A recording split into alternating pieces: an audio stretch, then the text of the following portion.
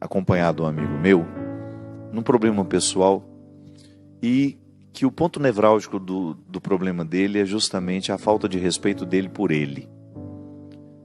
É impressionante, gente, como nós, movidos por mecanismos às vezes inconscientes, a gente sempre fala isso, né? Para isso que a psicologia existe, para nos ajudar a entender quem somos. E nós sabemos que o inconsciente, embora ele seja desconhecido, ele é muito atuante na nossa vida. Então, muitos comportamentos que nós não sabemos explicar, porque temos, estão ali associados a motivos inconscientes. É possível acessar o inconsciente? Com limites, mas é. E a melhor forma de acessar o conhecimento é através da conversa. Quando nós mesmos vamos montando o quebra-cabeça da nossa história. É impressionante como nós todos somos capazes de viver e de montar o quebra-cabeça da nossa história. Mas por que a gente não monta? Porque nós temos a mania, o hábito estranho de não conviver bem com a gente. Nós estamos sempre voltados para os outros, excessivamente voltados. E às vezes nem é em posturas altruístas e filantrópicas e caridosas, não. É sempre voltadas para o outro no sentido de estar prestando atenção no que está acontecendo fora de nós. E nós somos muito estimulados para isso, né? Nós temos um aparelho na mão que o tempo todo nos joga para fora. E esse aparelho que poderia também nos julgar para dentro, nem sempre o faz. Nem sempre nós procuramos no nosso celular perfis da internet que nos ajudem a pensar as nossas questões interiores, a pensar um pouco a nossa vida. Eu tenho usado muito o meu Instagram para isso nos últimos tempos. Num determinado momento, o meu Instagram foi muito marcado pelo humor, que aliás atraiu muita gente, mas muita gente. E é impressionante como esse pessoal que veio por causa do humor acabou ficando também interessado naquilo que eu escrevo. Que é uma forma muito simples, despretensiosa, através de uma frase, de um pequeno texto, provocar essas pessoas a entrarem dentro do contexto de suas necessidades. Nós estamos muito necessitados, minha gente, de reflexão.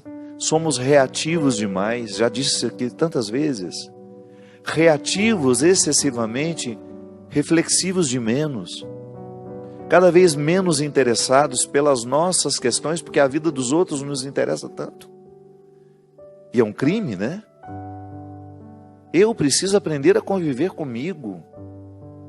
Quanto mais eu decifro os meus códigos interiores, maior é a capacidade que eu tenho de articular a minha verdade, de ter um comportamento mais consciente, de ter mais controle das minhas emoções. E esse amigo que eu estou dizendo para vocês, ele está passando justamente um momento dificílimo, porque ele é o seu maior obstáculo. A falta de amor, a sua falta de amor próprio, desencadeia escolhas terríveis, que ele sabe que ele vai se prejudicar, mas ele não consegue travar aquela escolha. Ele não consegue pensar favorável a si. E isso é muito comum.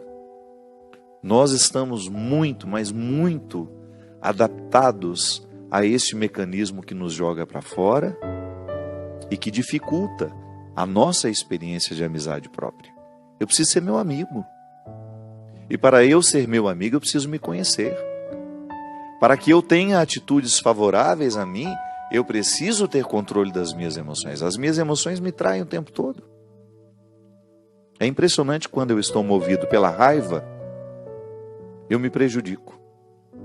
Tomo decisões apressadas. Nos extremos, né? Sempre perigoso tomar decisões nos extremos. Quando estamos felizes demais, quando estamos tristes demais. O meio termo. Então, quando eu não sei lidar com as minhas emoções, eu acabo sendo um obstáculo para mim. E às vezes nós temos a ilusão de que quem pode nos destruir são os outros. Não. Claro que as pessoas podem nos prejudicar com o que dizem, com os sentimentos estragados que jogam em cima de nós, com as calúnias, com as mentiras, com a injustiça. Mas em última instância, eu sou o filtro que vai permitir ou não que aquele mal que foi julgado sobre mim cresça raiz. Em última instância, nós somos o filtro. E eu, para ter consciência disso, eu preciso viver a experiência do autoconhecimento. Sem a experiência do autoconhecimento, eu não chego ao melhor de mim. Eu não descubro onde é que estão as minhas forças. Por exemplo, a pessoa que precisa livrar-se do vício do álcool. Como é que ela vai lidar com o vício? Fortalecendo a sua vontade, fortalecendo o seu amor próprio. Observe como o vício cresce em pessoas que não se amam. E como é que a falta de amor próprio vai acontecendo? Às vezes nós já crescemos sem amor próprio, infelizmente, nem sempre os nossos pais conseguem acertar com a gente. Nem sempre as pessoas que exercem influência afetiva sobre nós são sábias para nos educar na experiência do amor próprio. Ou então a gente vai perdendo ao longo da vida.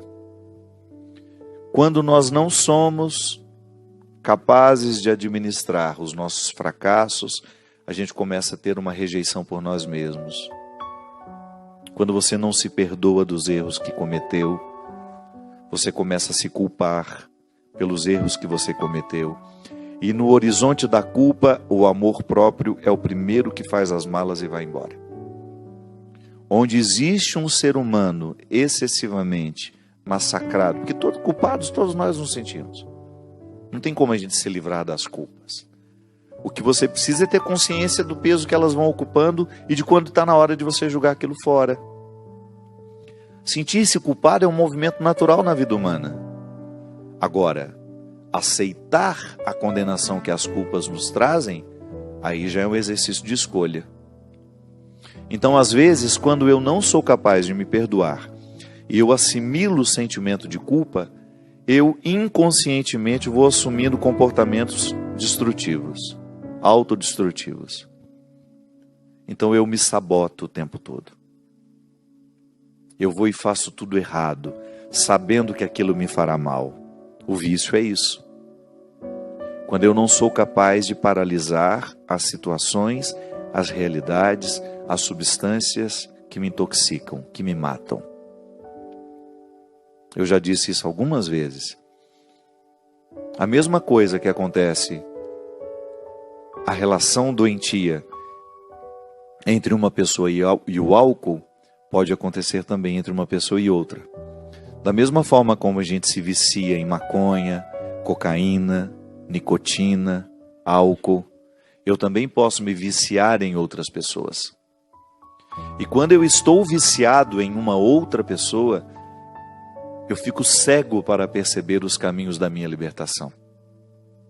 Então, por isso, minha gente, em todo o processo de dependência, a primeira coisa que nós vamos fazer é pedir socorro.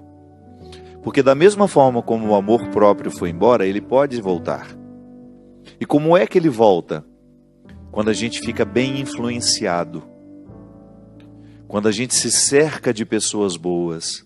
Quando a gente trava os acessos das pessoas que conseguem manter o nosso vício. Porque sim, que você pode observar, existem pessoas que a gente chama de amigas que têm uma capacidade enorme de nos levar para os vícios.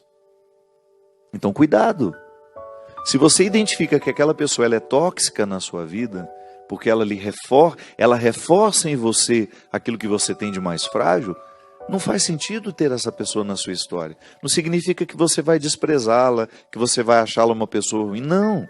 Você apenas terá a sabedoria de não permitir que ela continue tendo influência sobre você.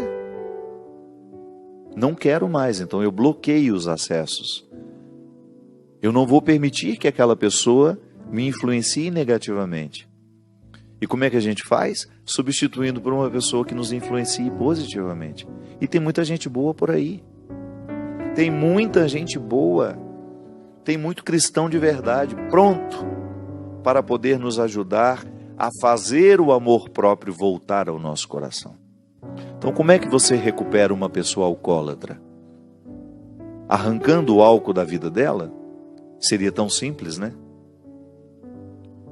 Não basta privá-la do álcool, mesmo que na hora que ela tiver acesso, ela vai beber. O que a gente precisa fazer é uma faxina emocional. E quem faz a faxina emocional vai aos poucos trazendo de volta o amor próprio. Que é ele que vai criar imunidade. É ele que vai me dando condições de não continuar baixando a guarda para as situações, para as pessoas, para as substâncias que me intoxicam e que me matam. Minha gente, educar o nosso desejo, nós precisamos fazer isso. Eu preciso educar o meu desejo. Eu preciso desejar coisas boas. Eu preciso cada vez mais refinar os meus sentimentos. Sabe o processo de refinamento? A gente falava aqui antes de pessoas que são ricas e que têm uma nobreza de alma. Elas são finas. Da mesma forma como você também, uma pessoa pobre materialmente, ela tem uma nobreza de alma. Você encontra nobreza de alma tanto nos pobres quanto nos ricos. A nobreza de alma é quando o desejo foi educado para querer o que é nobre. É fofoca? Não, então não me interessa. É para falar mal da vida dos outros? Então esse assunto não me interessa. É para me destruir? Não, não quero. Nós vamos assumindo um comportamento refinado, educado, elegante. É a elegância da alma, né? Às vezes nós ficamos muito preocupados com a elegância do corpo, investimos caro na elegância do nosso corpo, a roupa que nós vamos vestir, a roupa que nós vamos à festa, a roupa que nós vamos aparecer ali em público. Nós temos todo um trato especial, toda uma preocupação para a forma como vamos revestir materialmente o nosso corpo. Mas a gente se esquece que o que brilha, em última instância, é a elegância da alma. É o quanto que do nosso comportamento já foi educado, já foi transformado em coisa boa. É a gente ir aos poucos transformando o nosso jeito de ser, a nossa postura, os nossos gestos, as nossas palavras. Isso faz bem demais. Como é bom você perceber que você avançou, que você evoluiu, que você abriu mão dos sentimentos mesquinhos que antes lhe dominavam, que você assumiu um comportamento elegante. Quando estamos irados, por exemplo, nenhuma elegância é possível, nem do corpo, nem da alma. A gente fica todo desajeitado sob o impulso da ira. Ah, mas quando nós estamos centrados em nós, tenho aprendido muito isso. Eu preciso estar em mim, estar sob os meus pés, inteiro sob os meus pés. Eu preciso estar onde eu estou, viver o momento que a vida está me permitindo viver. Isso é elegância. É tão deselegante o outro conversando com a gente e a gente mexendo no celular, fingindo que está prestando atenção. Não é elegante. Elegância é quando você percebe que você consegue ser para o outro, porque você aprendeu a ser para você. Só podemos oferecer aos outros aquilo que nós já conquistamos. Então a elegância que eu ofereço ao outro, a elegância de alma, ela só é possível ser oferecida porque antes eu me nutri de pensamentos, palavras, sentimentos elegantes. que nutrem a elegância do meu comportamento. Então, o tempo todo eu faço a experiência de ser meu amigo.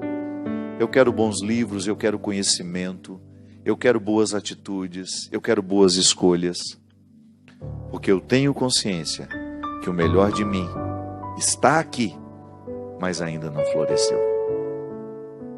E eu sou estimulado pelos que me cercam a fazer florescer esse melhor que já está em mim, que me foi dado por Deus, que eu não posso abrir mão, por amor a Ele, por respeito a mim.